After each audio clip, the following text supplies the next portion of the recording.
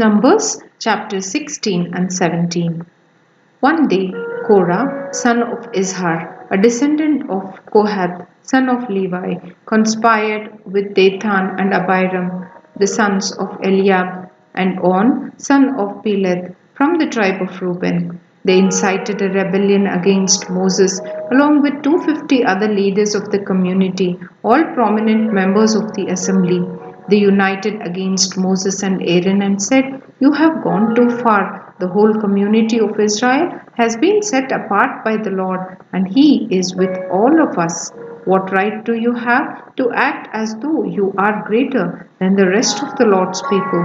When Moses heard what they were saying, he fell face down on the ground.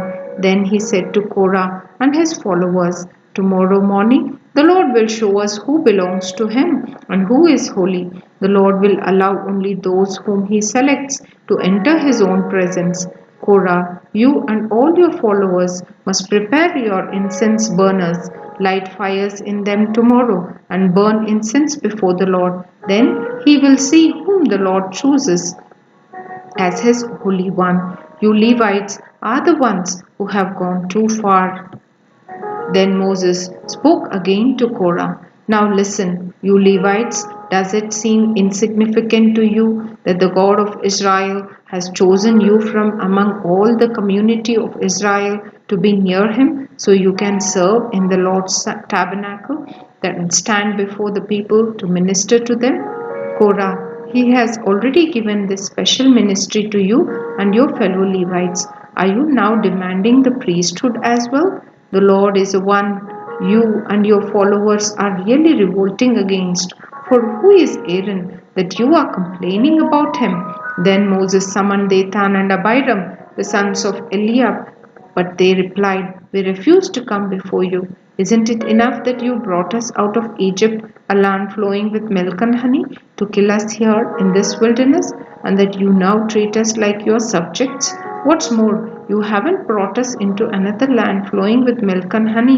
You haven't given us a new homeland with fields and vineyards. Are you trying to fool these men? We will not come."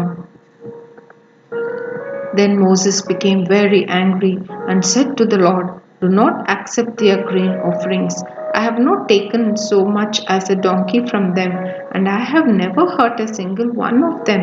And Moses said to Korah, "You and all your followers must come here tomorrow and present yourselves before the Lord. Aaron will also be here.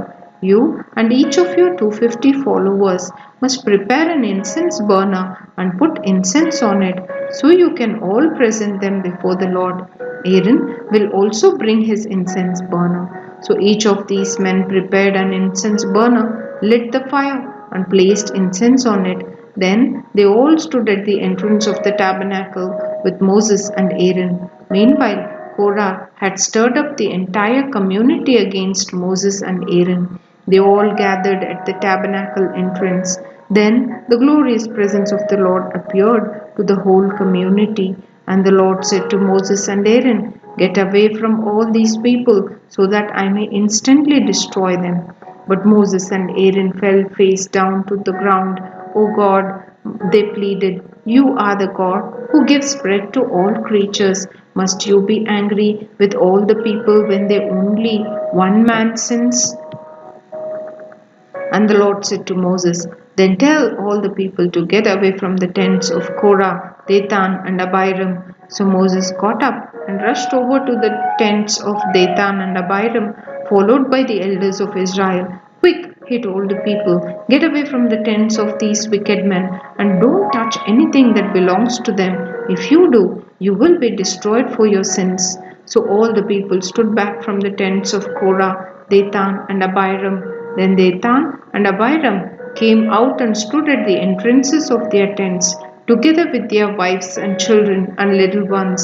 And Moses said, "This is how you will know that the Lord has sent me to do all these things that I have done, for I have not done them on my own. If these men die a natural death, or if nothing unusual happens, then the Lord has not sent me. But if the Lord does something entirely new, and the ground opens its mouth and swallows them and all their belongings, and they go down alive into the grave, Then you will know that these men have shown contempt for the Lord. He had hardly finished speaking the words when the ground suddenly split open beneath them. The earth opened its mouth and swallowed the men along with their households and all their followers who were standing with them and everything they owned.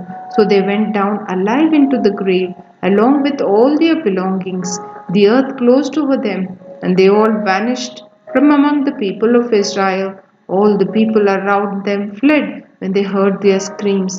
The earth will swallow us too, they cried. Then fire blazed forth from the Lord and burned up the 250 men who were offering incense. And the Lord said to Moses, "Tell Eleazar, son of Aaron the priest, to pull all the incense burners from the fire, for they are holy. Also tell him to scatter the burning coals.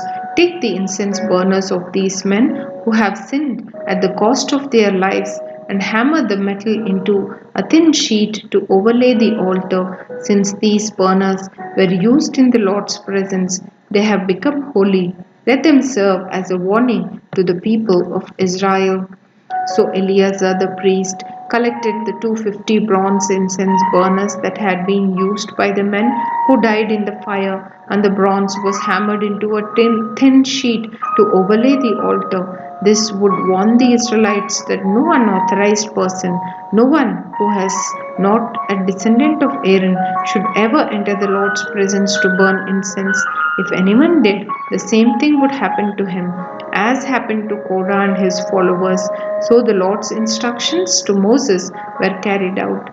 But the very next morning, the whole community of Israel began muttering again against Moses and Aaron, saying, "You have killed the Lord's people." As the community gathered to protest against Moses and Aaron, they turned toward the tabernacle and saw that the cloud had covered it, and the glorious presence of the Lord appeared. Moses and Aaron came and stood in front of the tabernacle, and the Lord said to Moses, "Get away from all these people, so that I can instantly destroy them." But Moses and Aaron fell face down on the ground, and Moses said to Aaron, "Quick, take an incense burner and place burning coals on it from the altar. Lay incense on it and carry it out among the people to purify them and make them right with the Lord. The Lord's anger is blazing against them. The plague has already begun." Aaron did as Moses told him and ran out among the people. The plague had already begun to strike down the people, but Aaron burned the incense and purified the people. He stood between the dead and the living, and the plague stopped. But 14,700 people died in that plague, in addition to those who had died in the affair involving Korah. Then, because the plague had stopped, Aaron returned to Moses at the entrance of the tabernacle. Then the Lord said to Moses, "Tell the people of Israel to bring you 12 wooden staffs, one from each leader of Israel's ancestral tribes, and inscribe each leader's name on his staff. Inscribe Aaron's name on the staff of the tribe of Levi, for there must be one staff for the leader of each ancestral tribe. Place these staffs in the tabernacle in front of the ark containing the tablets of the covenant where I met with you. Buds will sprout on the staff belonging to the man I choose. Then I will finally put an end to the people's murmuring and complaining against you." So Moses gave the instructions to the people of Israel, and each of the 12 tribal leaders, including Aaron, brought Moses a staff. Moses placed the staffs in Lord's presence in the tabernacle of the covenant. When he went into the tabernacle of the covenant the next day, he found that Aaron's staff, representing the tribe of Levi, had sprouted, budded, blossomed, and produced ripe almonds. When Moses brought all the staffs out from the Lord's presence, he showed them to the people. Each man claimed his own staff, and the Lord said to Moses, "Place Aaron's staff permanently before the ark of the covenant to serve as a warning to rebels. This should put an end to their complaints against me and prevent any further deaths." So Moses did as the Lord commanded him. Then the people of Israel said to Moses, "Look, we are doomed. We are dead. we are ruined.